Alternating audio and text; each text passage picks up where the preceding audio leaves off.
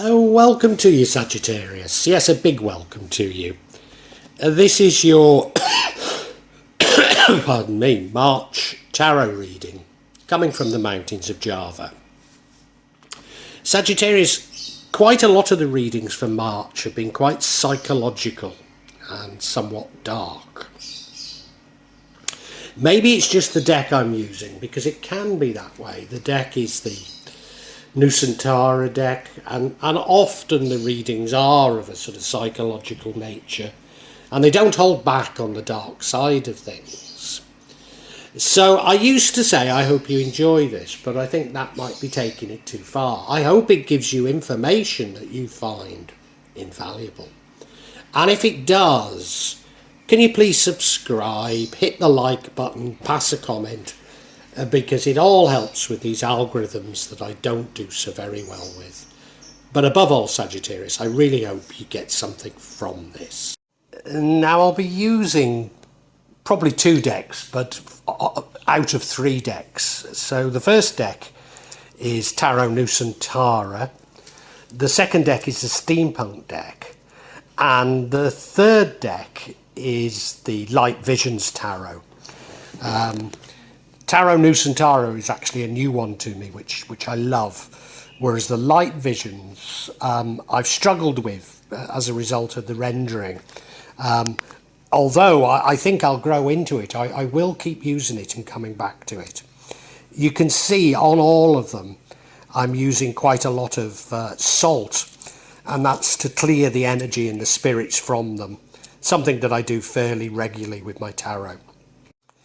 And I also, you'll see a number of Jimat there that I use just to bring a good energy to the tarot and to my reading. And I call on the spirit of the mountain to assist me in shuffling the cards, in picking the right cards, and in interpret them for Sagittarius for March 2022. Sagittarius. This spread is so reminiscent of the spread that I got for Gemini, and in that I concluded that they'd been victims of narcissistic abuse. Whilst that's possible, I think I have to take that from my mind, because this is a different reading and I need to understand that. You look at that middle card there, the King of Wands, a powerful, a charismatic king, possibly a natural entrepreneur. Almost certainly that's you. We look to the far right hand side, right hand bottom there, 10 of Swords, stabbed in the back, abrupt endings. Which is what makes me think of narcissism. Your current energy is the Devil, as though you still have a codependency on whatever happened. Certainly an unhealthy attachment to something. And the future energy is the Ace of Swords. Could be you seeking new ways of thinking, seeking new information, or you actually getting new information. Again, it all feels like a narcissist, doesn't it? But we move to the top bit, and now I'm not so certain. The card impacting on the outcome is the Two of Pentacles. That's you juggling. That's you trying to keep a hold of things when it's a little bit difficult to do so. The card that would negatively impact on the outcome or change the outcome is the Five of Swords. That is the conflict card. That is the winning at all costs. Does that? Maybe there's a narcissist in this, but it's different. Maybe. Because the outcome is the Two of Swords. You're unable to take a decision. You've got a choice to make, and you neither seem, well, they both seem equally good or equally bad. So what is this all about? Let's look at each card individually for you, Sagittarius. The overall energy, Sagittarius, the energy running through this is the King of Wands. A powerful king, a king of action. People look up to him, somewhat charismatic. Maybe a natural entrepreneur.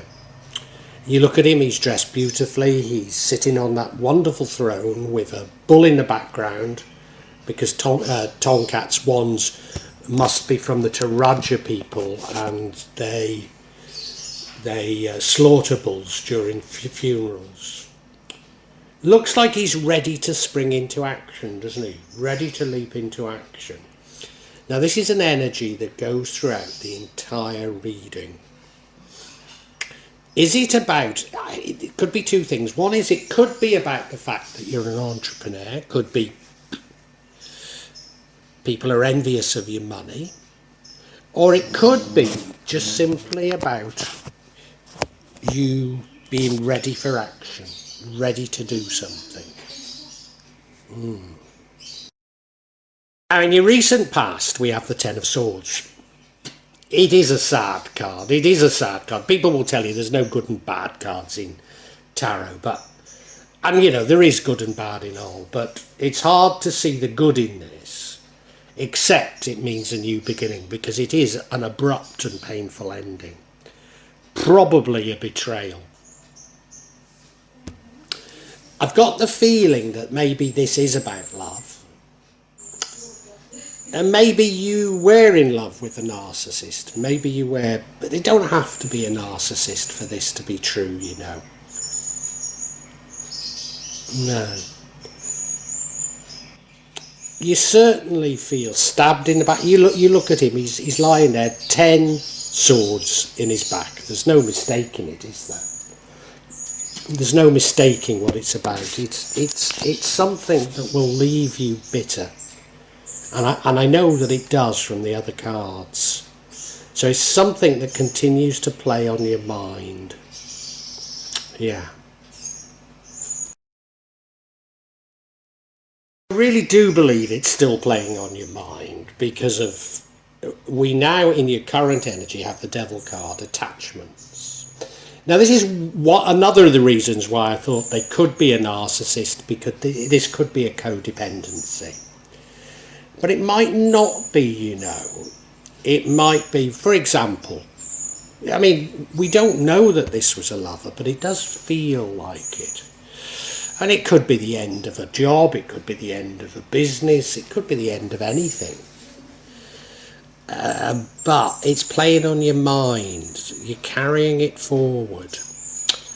You look at those attachments. They're chained up to that rock that the Devil's sitting on.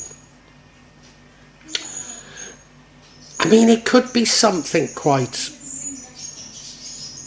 inconsequential. I remember when my former partner was pregnant, and I realised that I couldn't afford to have a family with my academic career, so I was looking for something else. And I applied for loads and loads of jobs. And I went down for an interview with quite a famous executive recruiter. And he got it into his mind that I'd lied on my CV, which actually I hadn't.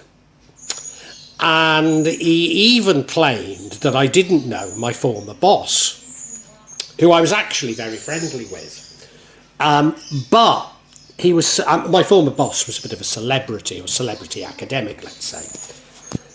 And, do you know, he was so aggressive with me. I mean, it was before the days of mobile phones, you know. But he was so aggressive with me. I didn't pull out my diary, because he said, I'll phone him and check. I didn't pull out my diary and say, well, there's his number, why don't you? Which would have been the perfect response. But he was just so aggressive, I didn't think of it.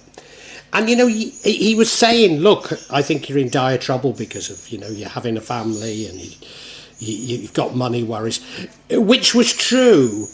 But I didn't have debts, you know what I mean? I was worried for the future. I wasn't worried for the current. But he exposed this great chasm within me, and I very nearly threw myself under the bus as I left that interview. And I kept his name and that letter, maybe for 30 years after this, because I wanted revenge. And that's the sort of feeling I've got about this Devil card. It's something you're holding on to that really you need to release.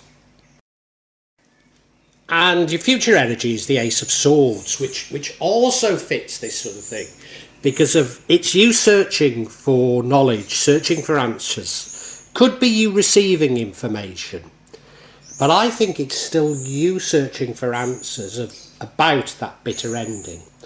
Which, as I say, I think it's a relationship, but it doesn't have to be. And you see, you're searching for answers because you've still got this devil-like attachment to it, haven't you? Yeah, you're looking for answers for what happened. And that means that whatever it is, if it's a person or whatever it is, they still have control of you because they're still controlling your thinking, aren't they? Yeah. You look at the card, I mean, yeah, it is a search for something new. It's a search for knowledge. It's a search for information. And maybe divinely, I think it does come to you eventually, but maybe not in March. Not in March. And we now have the Two of Pentacles. Now, this is the energy that impacts on the outcome. This is you juggling with things. Juggling with priorities, juggling to keep things going, maybe juggling with a job and your work-life balance, maybe juggling with two jobs, maybe juggling with a job and a side hustle, or maybe juggling with two lovers. I don't know. You look at him, yeah, he's juggling, he's trying to keep things going, but it's difficult. He's walking along the shoreline, which can't be easy, and maybe the sea is coming in, and he's trying to carry those two pentacles. It's a bit of a struggle, yeah. Energy which would impact negatively on the outcome or change the outcome. It's the Five of Swords, which is conflict. It's a winning at all costs type of card. You look at it, you know, he's gathering up the five swords, but those other two are walking away going, I'll not trust him again. I'll not trust him again. Let him get on with it, but I'm not going near him again. Which is coming back to being a narcissist here. But I'm not sure. I'm not sure. But it's as though if you have a fight, your mind is made up on which way you should go. Yeah. And of course there is that Ace of Swords, the realization that you've been in battles whereby the other person thought it was winner take all. It wasn't about compromise. And a light bulb goes off in your head like that. Yeah. Yeah. There is a narcissist here. What we don't know is if they were a lover, a boss, a work colleague, a friend, somebody you just met, a business partner. We don't know. We don't know. And the outcome is this Two of Swords. So you can't decide which is the best option, which is the best thing you should do. You can't decide because you're blindfolded. You can't decide because there's a moon there, which there's a lot unknown. But of course, if we do have this Ace of Swords, then maybe it becomes known to you. Or if you do get into that conflict, maybe it reveals all to you. But right now you don't know. And if you look at the two swords, they're possibly, well, they look the same. He's got them in his hands. They feel the same weight. They don't feel any different. So he can't tell which is the best option. I'll tell you what it's feeling like now. And we're going to get some clarification because I could be wrong. But it's feeling like you were in a relationship with a narcissist, you have some codependency, and you found someone else. But you're still codependent on this narcissist, and you can't really make up your mind. Whereas if you get the information and understand that you're being abused by a narcissist, it's a simple decision. But as I know, when you've suffered from narcissistic abuse, it takes a long, long time before you see the truth. You blame yourself. Let's see if I'm right. Let's get some clarity. And I think I want the clarity on this Two of Swords. What is this choice you've got to make? What is it? And it does seem to be confirming what I've said. The first one is the Ten of Pentacles, card of families, card of security. The second card is the card of strength, inner strength. I think that's you. And the final card is the Lover's card, which is as it suggests. Sounds like I'm right. Let's look at each card individually, though. Now, the first card is the Ten of Pentacles. Remember, we have this choice to make, and we're finding it difficult. And this is a card of clarity on it. So I think this is one of the choices. And one of the choices is what you already have. Family, stability, probably a degree of affluence. Yeah? You certainly, if you'd been with a narcissist, you were love bombed at first, so certainly you feel there was love there. Probably wasn't, they were just love bombing you to catch you. You feel like it. And you've established a family, you've got a child there, you've got 2 lovely Scotty dogs, but you're up on a pedestal, people can see you. And of course narcissists go out of their way to make everything seem wonderful in your life, so people would be jealous. And there's that woman below looking jealous. Is that your lover? And despite everything looking wonderful, there look to be war planes in the skies. So there possibly is a warning there, isn't there? And now we have the Strength card. And this is the universe turning around and saying to you, you've got an inner strength. You can get through this. Trust in yourself. Trust in yourself and you'll get through it. You don't need to fall back to the clutches of this narcissist. You don't. You're strong enough to sort yourself out, to get through it. And I know how difficult this is. I know how difficult it is. You may even feel suicidal at times. I certainly did. You feel like your whole world's ended. You feel like nothing is going right for you. And indeed, the narcissist may be sabotaging your life. But you know, you've got this beautiful inner strength. Look for your own happiness inside you. Raise your vibration and you're going to be all right. You're going to be all right, Sagittarius. Sagittarius, I endured 20 years of abuse by a covert narcissist psychopath. And while I was seemingly still in a relationship, to call it a relationship, I mean, it was just abuse. You can't call it a relationship. But I met somebody 18 years younger than me, on the other side of the world, with a different religion. And if you wrote down on paper who was ideal for me, you would have said the narcissist was, and you would have said I got nothing in common with this person.